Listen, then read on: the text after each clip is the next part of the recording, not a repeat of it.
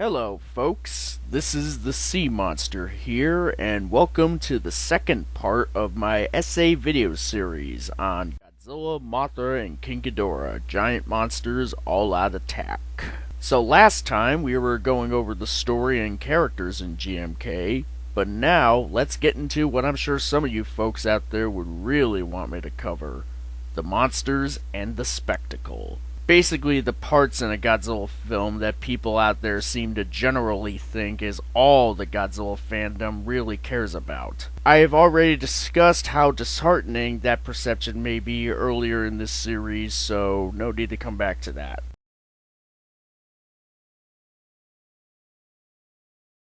I will say that the action set pieces in GMK are very well done. They're explosive, action-packed, exhilarating. Basically all the things that we would want in kaiju action. While there is definitely some very spotty CGI and effects going on in the film, like in shots where we see Godzilla standing in water or stomping through a town in the distance, or where a guy is standing on the ice that King Ghidorah resides in, with those shots coming off like another pass would have sufficed in order to polish them up somewhat. The worst of the CGI, though, would have to go to that of the D3s, missiles with power drills that the JSDF use for excavation, as they look to have just too much of a polished sheen to them that creates a very uncanny effect during scenes when they're launched at their very specific targets. Considering how they're just like military grade and almost like even industrial by nature, I wouldn't really expect this polished sheen to kind of go on with them. They look a little too clean, if you ask me. There is also an awkward scene when Godzilla is rising up from the water where a bunch of fishermen on a pier have a somewhat delayed reaction to the event. Even though such rising water that reaches such great heights due to a kaiju coming up should totally attract a whole lot of attention and reactions right on the spot. It's definitely a somewhat awkward moment in what I would still call a great ominous entrance from Godzilla himself. Aside from those aforementioned shortcomings, however, even for a film from 2001 with the budget that it had, which would seem like chump change compared to budgets for most movies that we see nowadays, GMK still manages to pull off some pretty impressive special effects. Moments like the scene where Baragon tears up a jail depict such a scene from inside the building itself during the chaos, adding a pretty solid element of immersion in the proceedings. It gives the viewer a sense of the size and scale that the kaiju featured in the film have. Another thing worth noting is how the film emphasizes through visuals the power of Godzilla. Whenever he shoots his atomic breath, there's a really neat effect of the camera shaking as he's blasting at things like army vehicles in the street or another monster that really gives the viewer a sense of just how powerful that blast is, and how it's something that you would not want to be at the receiving end of. In fact, there's even a moment where Baragon, prior to his death at the hands of Godzilla, makes an expression of "oh snap" right before Godzilla shoots his atomic breath at him. Even some of the CGI that may look dated compared to that which we see in movies today still manage to have a very striking look. Like when King Ghidorah rises back up and recovers from his first bout with Godzilla, where he has this majestic glow and aura surrounding him of being powered up with Mothra's essence after her sacrifice. The film has an overall pretty good look to it in how it presents its monster sequences, which are very entertaining from start to finish. Now onto the monsters themselves. First, let's talk about the big guy himself, Godzilla. GMK portrays Godzilla as a vengeful beast with a lack of empathy that is relentless in his approach to punish Japan. He also displays a sense of awareness when he responds to the military attacking him, or even something as simple as a random woman screaming at the sight of him in the streets of town, which demonstrates that despite being a vessel for spirits, Godzilla is still a thinking flesh and blood creature.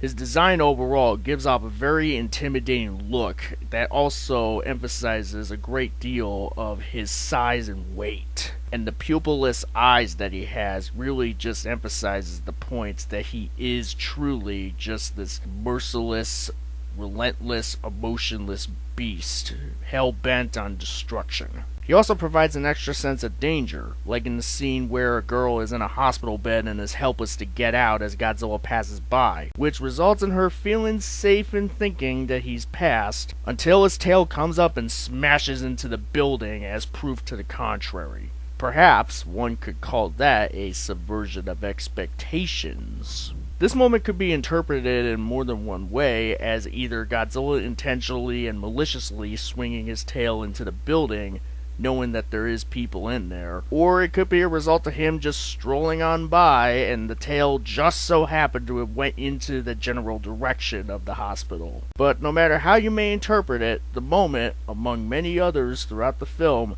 demonstrates the sheer threat that Godzilla poses. Godzilla also poses as a formidable adversary based on how he is able to withstand a variety of attacks from the JSDF and the Guardian monsters. The only thing that was able to defeat him was a D3 being fired from inside his body by Taizo, which we will get to in a little bit. By making Godzilla as formidable as he is, the film is able to create tension for whenever the human characters are in danger, as well as high stakes for whether or not anything can even stop him, thus making GMK's take on Godzilla a very well done iteration of the King of the Monsters himself. So now that we covered Godzilla, let's get into the Guardian monsters, Baragon, Mothra, and King Ghidorah. With regards to them, they're generally in the same mode as one another. All three of the Guardian monsters seek to protect the land of Japan from Godzilla, and they are all willing to lay down their lives in order to save it and give its people a chance to have a better future. They would only attack those who desecrate their shrines, indicated by Baragon attacking a biker gang and Mothra attacking a group of teens who rob a convenience store and attempt to drown a dog.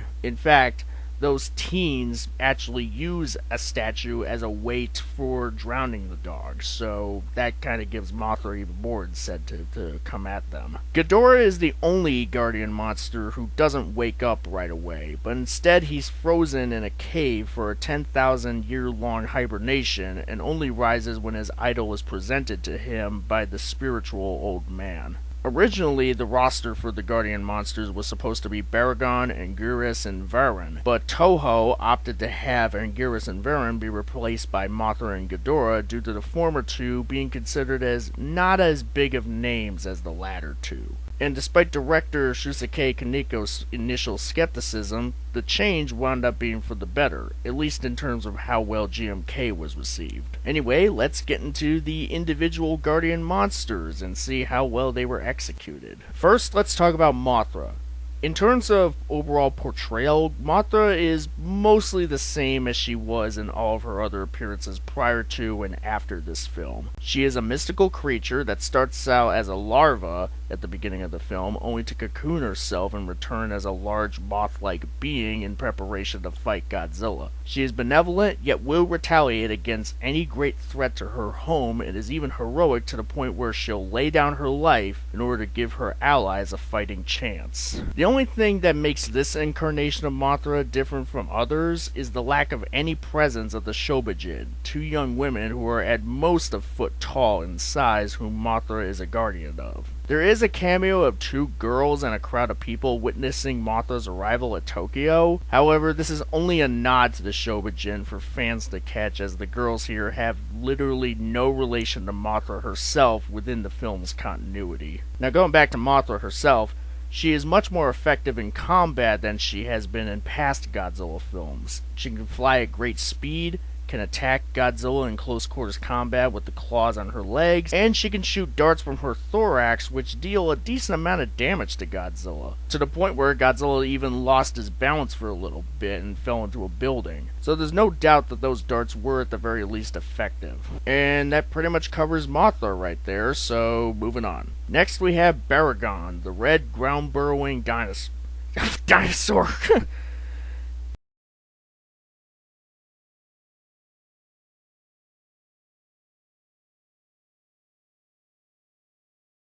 Next we have Baragon, the red ground-burrowing monster. He's much smaller in size, yet he uses it to his advantage as he can move fast and burrow underground. However, in this case, size does matter at the end of the day, as Godzilla in this film proves to be more than a match for the red creature. Baragon is a much more obscure kaiju in the Godzilla franchise, as his first appearance wasn't even a Godzilla film, but rather a movie titled Frankenstein Conquers the World, which was a Toho-produced film about a kaiju-sized Frankenstein monster.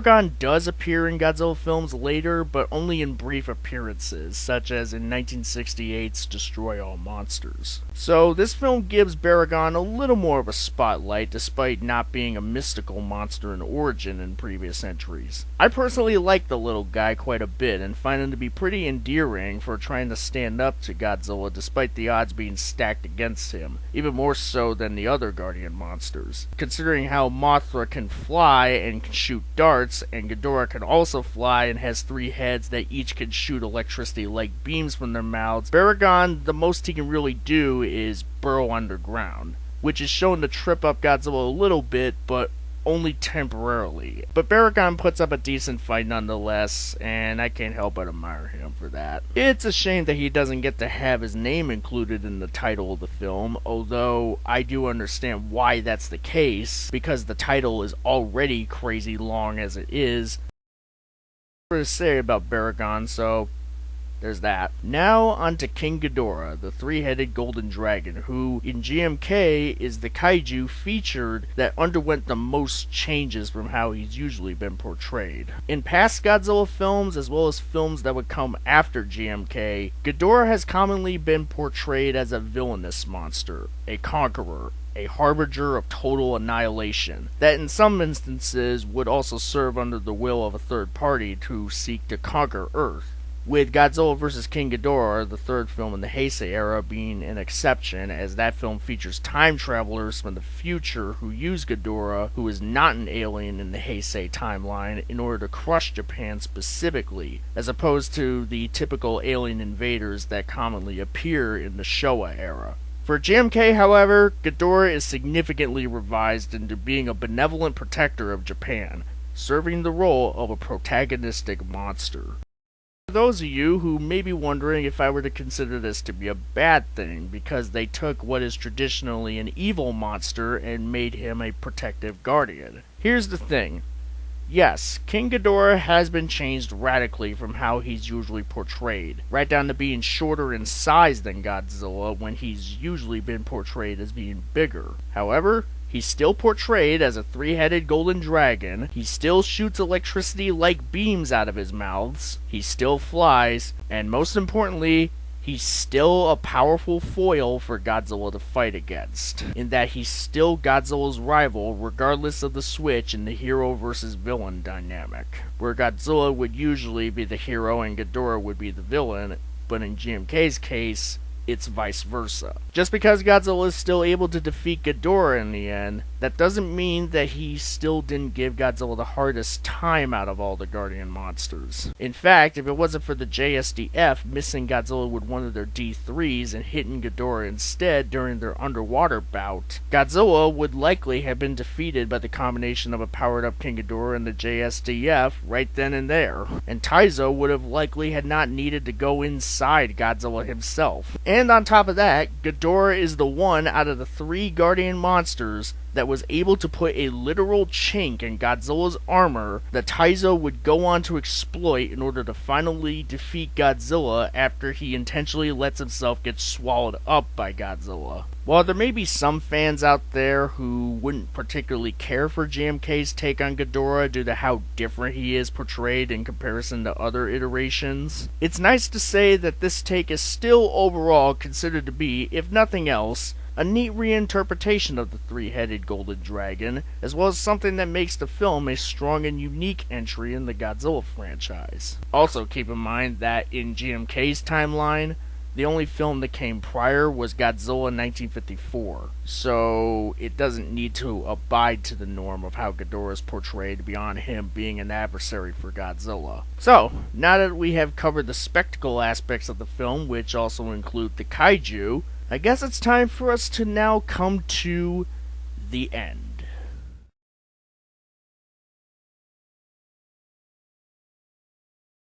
Well, we have finally come to the conclusion of my essay video series on Godzilla, Mothra, and King Ghidorah, Giant Monsters All Out Attack.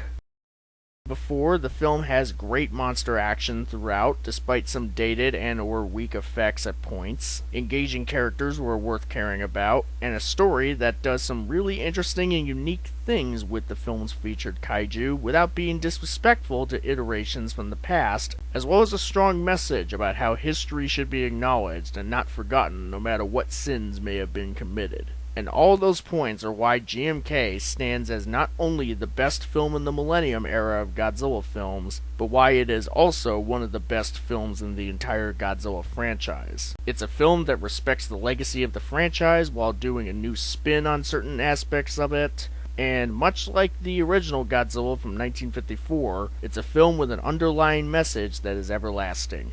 With all that said and then some, it's a very engaging and exciting film from my perspective, but more importantly, it's overall objectively good in terms of filmmaking. And that pretty much wraps up everything here. I would like to thank you all so much for sticking with this series if you have, and hopefully you all enjoyed it. In the near future, I will be doing more videos like what I've done here, obviously on other films. I do have some plans for what I want to do next, but it probably won't be for until a couple of months. I will definitely make an announcement for what my next project will be on and when said project will be on the way, so stay tuned for that. Again, I hope you all enjoyed this series, and I hope that you will be interested in seeing what I have in store. With all that said, thank you for watching, and until my next video, I will see you all later.